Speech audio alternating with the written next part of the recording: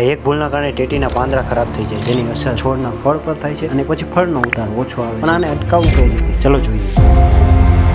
છોડ ખરાબ થવા પાછળના મુખ્ય બે કારણો છે: જીવાત અને ફૂગ. આનાથી છોડના પાંદડા પીળા પડે છે તેમજ ફળની ગુણવત્તામાં પણ ઘટાડો થાય છે. આ પ્રકારના નુકસાનને અટકાવવા માટે પીળી તેમજ વાદળી કલરની સ્ટીકી ટ્રેપનો ઉપયોગ થાય છે. આ ટ્રેપ જીવાતોને પોતાની તરફ આકર્ષે છે. ટ્રેપમાં આવેલા ચીકણા ગુંદરને કારણે આ જીવાતો ટ્રેપની સાથે ચોંટી જાય છે. પરંતુ અહીં બે કલરની ટ્રેપનો ઉપયોગ કરવામાં આવે છે: વાદળી તેમજ પીળી. જ્યાં ખેતરમાં ઉગતી મોટાભાગની 70 થી 80% સામાન્ય જીવાતો પીળા રંગ તરફ જલ્દી આકર્ષાય અને થ્રિપ્સ જેવી જીવાત પીળા રંગ તરફ આકર્ષાતી નથી. આથી તેને નિયંત્રિત કરવા માટે બ્લુ રંગની સ્ટ્રીપનો ઉપયોગ કરવામાં આવે છે. આ ટ્રેપનો બંચ બજારમાં લગભગ 100 થી 500 રૂપિયામાં મળી જાય છે, જેમાં 10 થી 25 ટ્રેપ આવે છે. આ ઉપરાંત ફળમાખી નામની માખી ફળને ડંખ મારીને ફળને નુકસાન પહોંચાડે છે. જેને નિયંત્રિત કરવા આવા ફ્લાય ટ્રેપનો ઉપયોગ કરવામાં આવે છે, જેમાં ફળમાખી એકવાર ફસાઈ ગયા બાદ નીકળી શકતી નથી. આથી ફળમાં થતું નુકસાન અટકી જાય છે. આ ઉપરાંત ફૂગને નિયંત્રિત કરવા માટે યોગ્ય સમયે ફંગીસાઇડ્સ દવાઓનો છંટકાવ કરવો ખૂબ જ જરૂરી બને છે.